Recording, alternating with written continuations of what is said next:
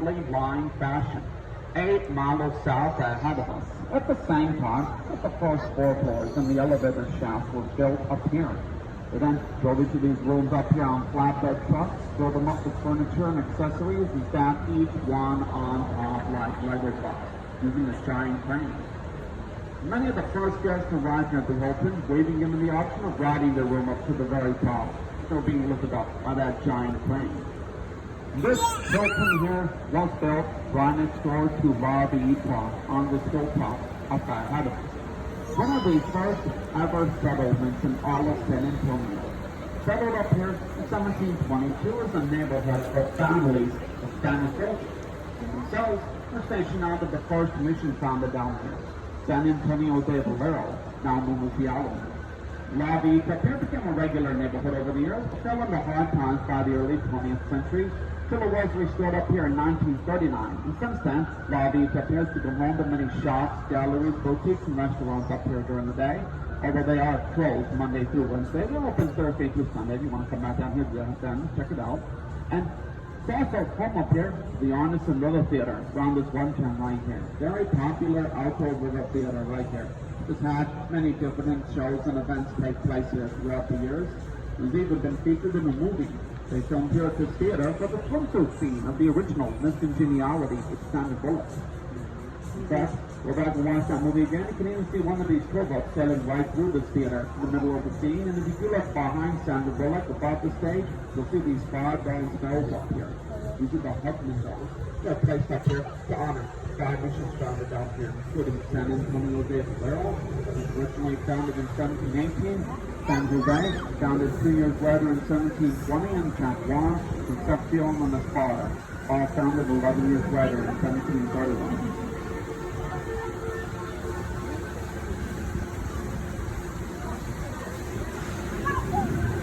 Now just past the Honest and River Theater, coming up to the water bottle here, we're going to show by a structure here, which depicts marriage cattle gather that used to come to the town in the mid-1800s. Back when San Antonio was a big travel and nursing town for the arrival of the railroad in 1877. And this picture here sits right in front of the virtual Western Art Museum. Itself having been founded in 2013, named in honor of Dolph Driscoll Jr., former governor of Texas, who himself had an extensive collection of wild Western art and memorabilia collected on the inside of this museum to this day, including Santa Anna's ceremonial dagger, one of Ponce Villa's saddles, firearm on the Battle of the Alamo, and also a neat little recorded live interview with the architect, Kevin Kelsey, who designed that picture behind it.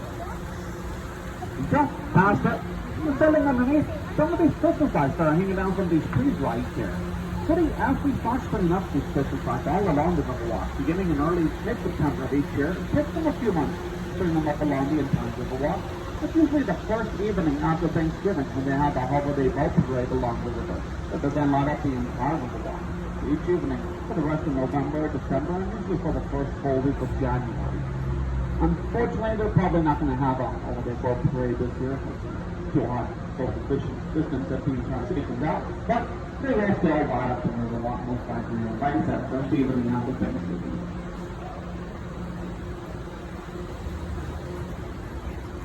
Now, coming up to the water bottle, then we're going to sail by this diamond-shaped iron sculpture right here.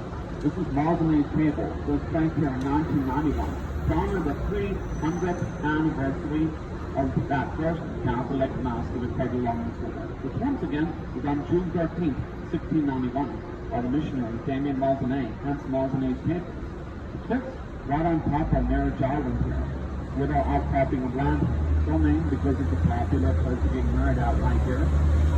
Just past Marriage Island, as I had it all built, we're going to sail underneath the old mill crossings here. So named because of the old Nat Lewis Mill, which was founded here in 1845. Used to grind grain for many of the citizens in the mid to late 1800s.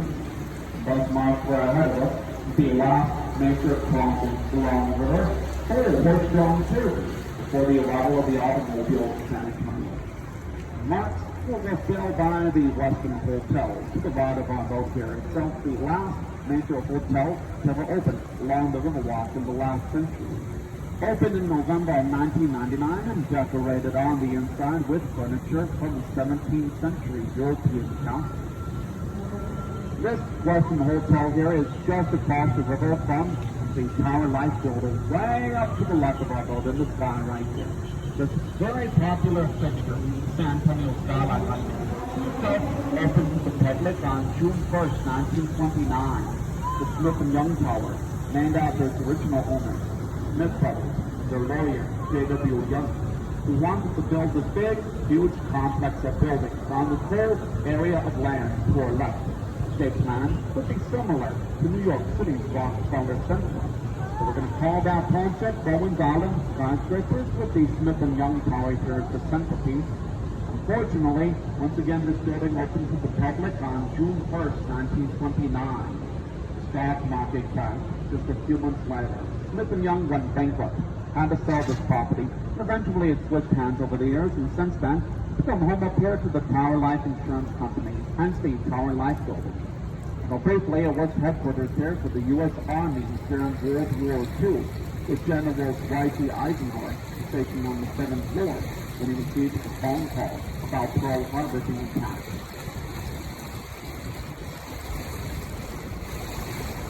Now, just past the Tower Life building, we're going to be sitting behind the International Center to the bottom of our up here. This big green building here used to be home to the San Antonio Public Library from 1968 until 1998, and then became home to the offices of the North American Development Bank, as well as the old marina underneath.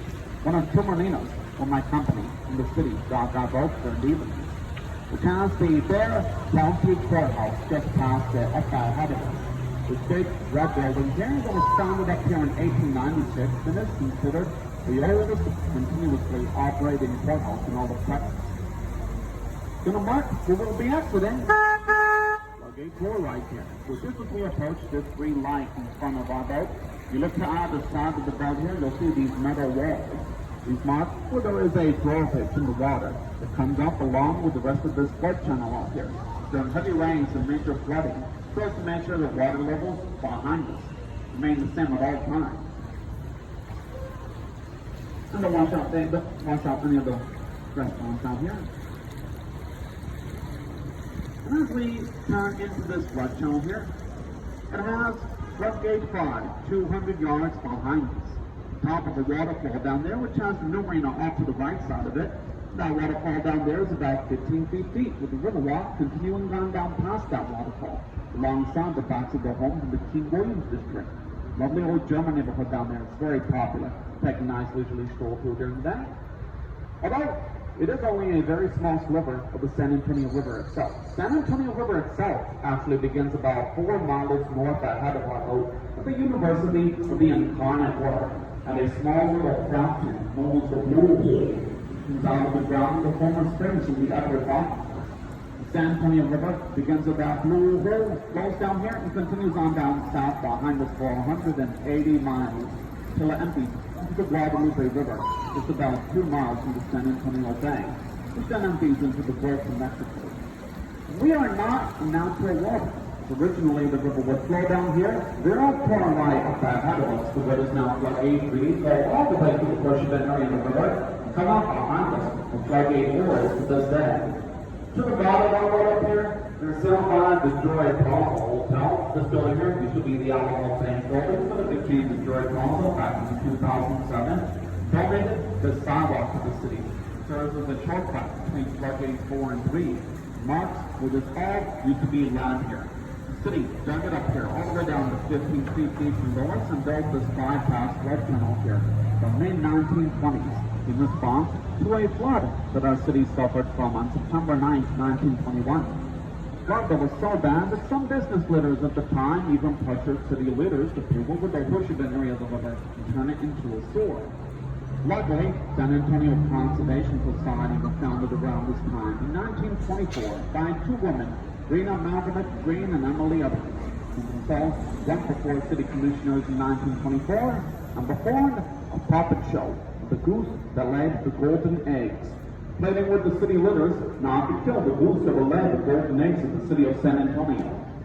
They were successful in convincing the city leaders not to pave over the Ocean area of the river, which is what we're going to re-enter into here, cutting off the north channel ahead of us, which our tour boats don't go up, as it's mostly just residential office buildings up here. A whole lot more quiet and peaceful, not as much to talk about these tour boats. But before we go back into the Ocean area of the river, you look directly ahead of our boat. At the corner up here, you'll see the largest and oldest tree along the entire river. They're 9 stories tall and over 300 years old. Known as the Ben Marlin Sausage Tree or Ben Marlin Sausage Tree, in honor of Benjamin Rush Marlin, one of the heroes of the Texan Revolution, and the leader of the Texas rebellious forces for the first half of the Battle of Bear, the final battle of the Texan Revolution before the Battle of the Alamo. The Battle of Bear took place on December 5th until December 9th of 1835. Third day of battle, December 7th, Benjamin Rush Marlin was standing just across the river to the left of our boat over here, where he was shot and killed from what a lot of people said must have been from a sniper from up in the branches of this tree right here. Hence the reason why they call it the Ben Marlin Sausage Tree or Ben Marlin Sausage Tree to this day. Going to mark river rejoin the natural flow of the river and sail underneath Floodgate 3 here, which comes down from above like a garage door alongside the rest of this flood channel. Again, during heavy rains, so as to make sure the water level ahead of us remains the same at all times. That's to wash out any of the restaurants or businesses along the way.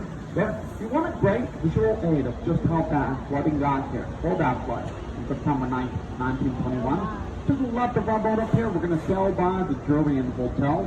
This building here became the Jurien in 1999.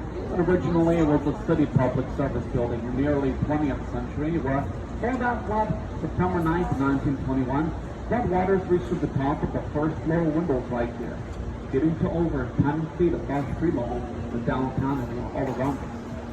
Over 50 people lost their lives, and there was millions of dollars in property damage. It was not the first nor the most recent, but definitely the most significant flood in our city's history. That's the one that inspired the construction of the flood channel back behind us, as well as the Elmwood Dam a few miles north to the left of our road.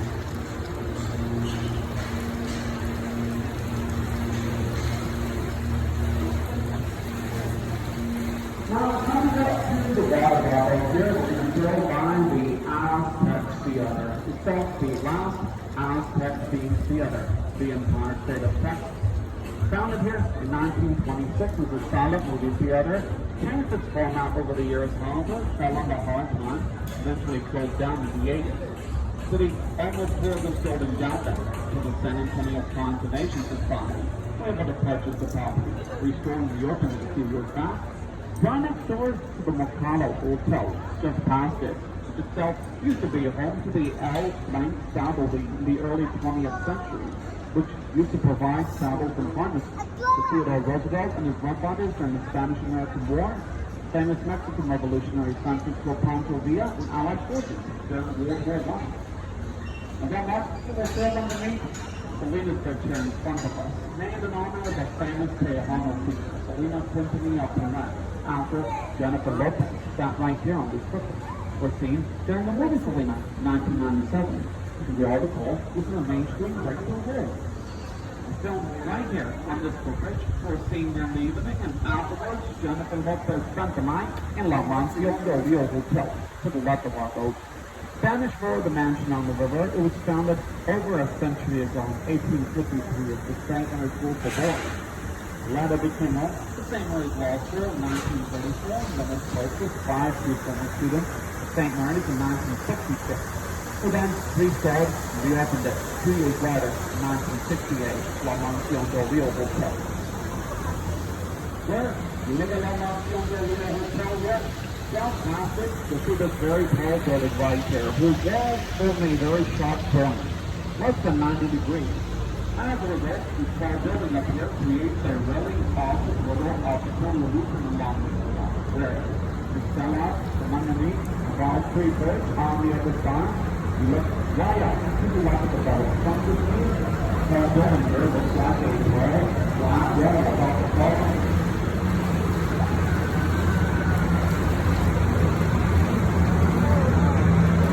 This right here is the General Hospital, the first full-service, fully air-conditioned hospital in the entire United States.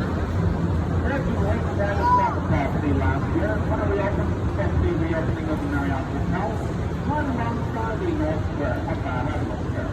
While it's on the sea, not licensed with us all around the campus along the way. Right in the heart of the North Square is the Hyatt Regency Hotel up in front of our boat above Spencer Street. It has the Alamo just on the other side of it. As a result, the Hyatt is only 15 floors tall. Wanted to make it taller when they founded it in 1981.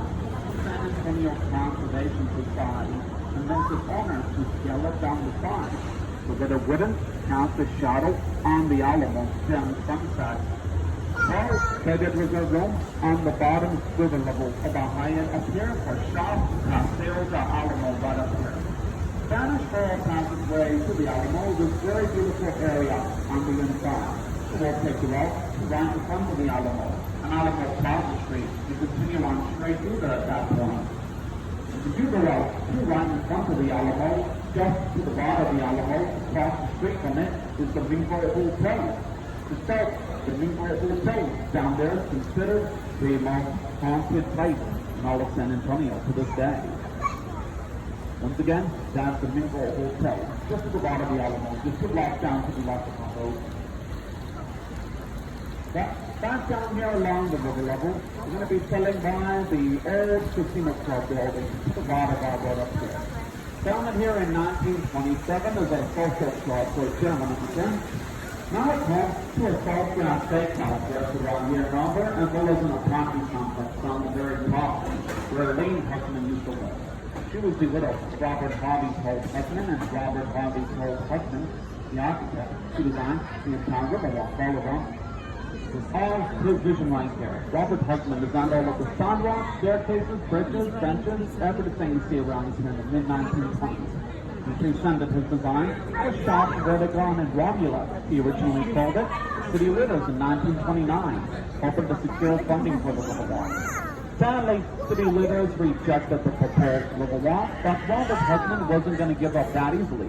Throughout the next few years, he was able to gather up some popular support and funding for his vision for Riverwalk from a variety of sources, including Maury Maverick, a U.S. congressman in San Antonio, who was very intrigued by the idea for Riverwalk.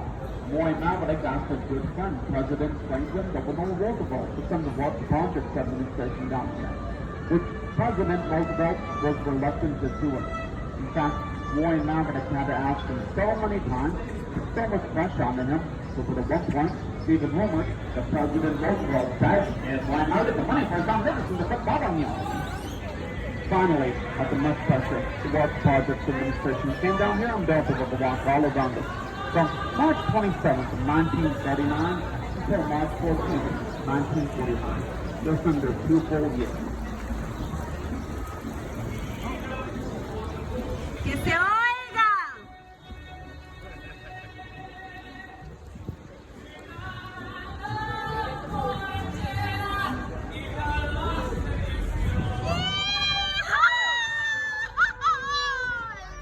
¡Que viva México!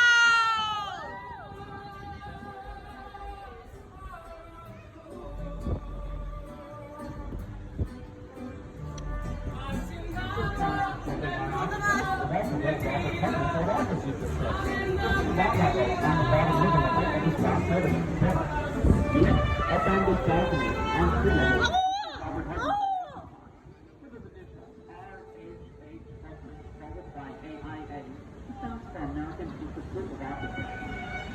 You look at Robert Huckman's old office sign, just out the next, you'll see a bust of Robert Huckman, facing the staircase here as well.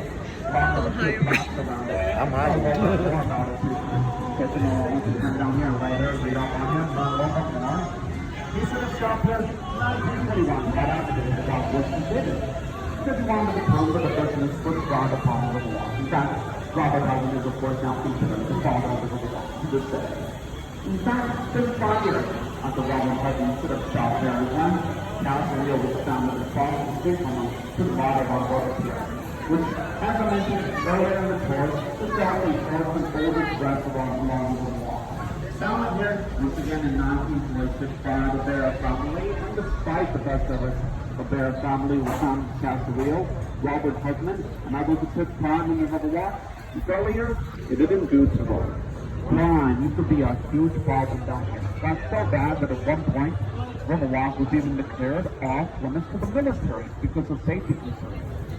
What actually changed the Riverwalk's luck made it much safer down here, and as a result, more successful. To this day, was the World's Fair that our city hosted in 1968. And in the years leading up to that World's Fair in 1968, the city raised funds in order to help clean out the river, beef up security, and also build this man-made extension of the river that we're re-entering into right here, which all used to be land here the rest of the way down. The city built the bridges above us on street level and dug it out here underneath them, all the way down to 5 feet below us, so that they could extend the river and the Riverwalk all the way up to the Hemisphere Plaza, which is where that World's Fair took place from April 6th until October 6th of 1968. Good 36 months for which millions of people came down here to San Antonio, many of whom found their way to the Riverwalk here and thought that it was so beautiful. So that when a lot of them went home, they told all of their friends about the Riverwalk. Their friends came down here, went back home and told all of their friends, and so on and so on. So that now, thanks to word of mouth, since that World's Fair, this Riverwalk to this day is in constant rivalry with the Alamo, for the coveted title of most visited tourist destination in all of Texas, which has made it much safer down here for the military, which is a good thing since San Antonio is also a very big military town as well. Birthplace, in fact, of the U.S. Air Force. After the first U.S. military flight took place here in San Antonio, on March 2nd, 1910, by Lieutenant Benjamin De La Hoff Lloyd, a good friend and student of the Rifles.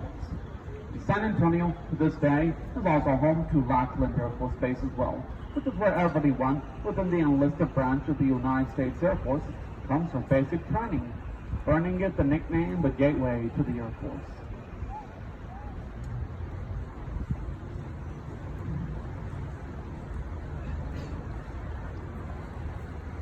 Now, around this one turn here, if you look up to the right of the boat, through the trees in the sky here, you'll see what was a centerpiece for the World's Fair in '68.